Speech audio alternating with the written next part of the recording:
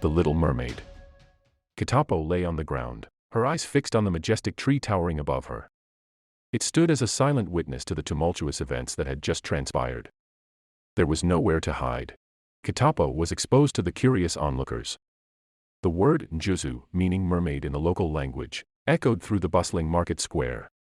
Kitapo felt her heart race as she heard her father's voice cutting through the crowd, his concern laced with determination.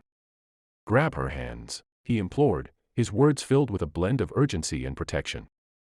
Tears welled in Kitapo's eyes. The allure of the unknown had enticed her, but now it seemed as though she had shattered the veil of secrecy, exposing herself and her kind to a reality she was ill-prepared to face. The story of Kitapo's journey did not begin on this fateful afternoon. It had all started weeks before, with a yearning in her heart and a curiosity that pulled her towards the unknown. Kitapo swam up to her father, her large, curious eyes gleaming with determination. "Father, I have been watching the children play by the river, and I yearn to be part of their world," she said, her voice filled with longing. Her father, a wise and gentle king, looked at her with a mixture of love and concern. "Kitapo, my precious daughter," he began, "the world beyond the waters of the Zambezi is both beautiful and treacherous. It is not a place meant for our kind. I cannot allow you to go." Kitapo swam closer to her father, pleading with her eyes. "But father," she implored, "I want to understand what it's like to walk on land like the humans. Please, just for a little while." Her father's gaze softened, but his resolve remained firm. "Your place is here, safe in the embrace of our river kingdom. Please, understand that I only wish to protect you." Tears welled up in Kitapo's eyes as she realized that her father's decision was final. "If it is your wish, I will stay here in our beautiful river and be the princess you want me to be." The king sighed as he watched her swim away, her shimmering tail disappearing into the depths.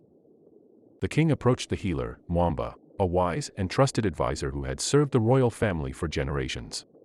"Your Majesty," Mwamba greeted respectfully, "have the migraines returned?" The king nodded wearily. "Yes, Mwamba, but this time it's different. I've come to call them Kitapo." Mwamba chuckled, understanding the depth of the king's love for his daughter. The king's gaze met Mwamba's. "I need your help, my old friend. When Kitapo comes to you seeking the transformation elixir, I need you to give it to her." Mwamba's expression grew serious. "Your Majesty, do you remember what happened to you in the world of the humans when you were just a boy? The same thing will surely happen to her." The king paused, memories resurfacing from the depths of his mind. "I remember," he replied softly. "But sometimes, valuable lessons can only be learned through personal experience." Mwamba nodded solemnly, understanding the weight of the king's words. "I will do as you ask, Your Majesty." One foot after the other, Kitapo, Mwamba encouraged, his voice gentle yet firm. "You're doing well. Keep your focus and take it slowly." The ground felt strange beneath her, and she wobbled uncertainly, her legs unaccustomed to this new way of moving. Amidst the lessons, Mwamba paused, his voice growing serious. "Kitapo, listen to me carefully," he said. "Once you drink the elixir, you will have 2 hours to return to the water. Beyond that time, you will transform back into your original form." "Why can't I take 2 doses then?" she inquired. "No. 2 doses will surely end your life," Mwamba said seriously. Kitapo nodded, understanding the importance of time. Mwamba continued, "The elixir may cause dizziness and shortness of breath. But remember, once you immerse yourself in water, these symptoms will disappear." Kitapo's eyes sparkled with excitement as she replied, "Thank you, Mwamba." Later that day, Mwamba's worry intensified as the 2-hour mark drew near. He was about to set out in search of Kitapo when, to his relief, he heard a splash nearby. Turning his gaze toward the water, he saw Kitapo emerging with an expression filled with exhilaration. "Mwamba," Kitapo exclaimed, her voice filled with awe and excitement. "It was magical. I went to the market, the fruits, the colors, it was just amazing. Did you know everyone on the ground had legs? And I made a friend, her name is Chipo. Can you believe it?" Mwamba's expression softened as he listened to Kitapo's animated account of her adventure. He couldn't help but smile at her infectious enthusiasm. "That sounds wonderful, Kitapo," Mwamba replied warmly, his voice tinged with concern. "But be mindful of the time. We have limited hours before the elixir wears off, and you must return to the river. I'm sorry, Mwamba. I will do better next time, she assured him. The following week was filled with exciting activities and tales from the human world. Kitapo eagerly shared her adventures with Mwamba, recounting the joy of playing with her newfound friends, and the wonders she had encountered. One fateful afternoon, as Kitapo and Chipo wandered through the village market, Chipo excitedly mentioned her recent feat of climbing the enormous ancient tree at the center of the village. Kitapo's curiosity piqued, and she couldn't help but wonder how it was possible to climb a tree. How is it possible? Wait. Humans really climb trees? Chipo laughed, finding Kitapo's curiosity endearing. Kitapo, you are so strange. It's as if you know nothing, she playfully teased. Come, I'll show you how to climb it. How long does it usually take to climb a tree? Kitapo inquired, her eyes still fixed on the towering branches. Chipo chuckled, amused by Kitapo's persistent curiosity about time. Kitapo, why are you always concerned with time? How long will it take to do this? How long will it take to do that? It will take however long it will, Chipo teased.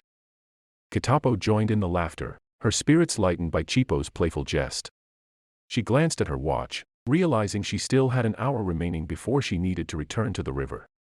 Calculating in her head, she knew she had approximately 50 minutes to climb up and down the tree and 10 minutes to run back. Okay, Chipo, let's do it, Kitapo exclaimed with a mix of excitement and determination. First, you need to find the footholds, Chipo explained, pointing to the notches and grooves etched into the tree's trunk.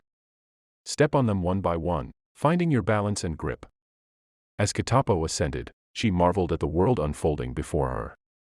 The village rooftops seemed smaller, and the vast expanse of the surrounding landscape stretched out like a breathtaking tapestry. The branches, once distant, were now within reach, beckoning her to continue her ascent. Finally, Kitapo reached a sturdy branch, wide enough to sit on and take in the view. She perched herself, her heart filled with a mixture of awe and gratitude. From this vantage point, she could see the river, her beloved home, glimmering in the distance. Chipo, it's incredible, Kitapo breathed, her voice filled with wonder. Up here, everything looks so different. Chipo joined her on the branch, a wide smile gracing her face. As Kitapo and Chipo soaked in the view, they embraced the present moment.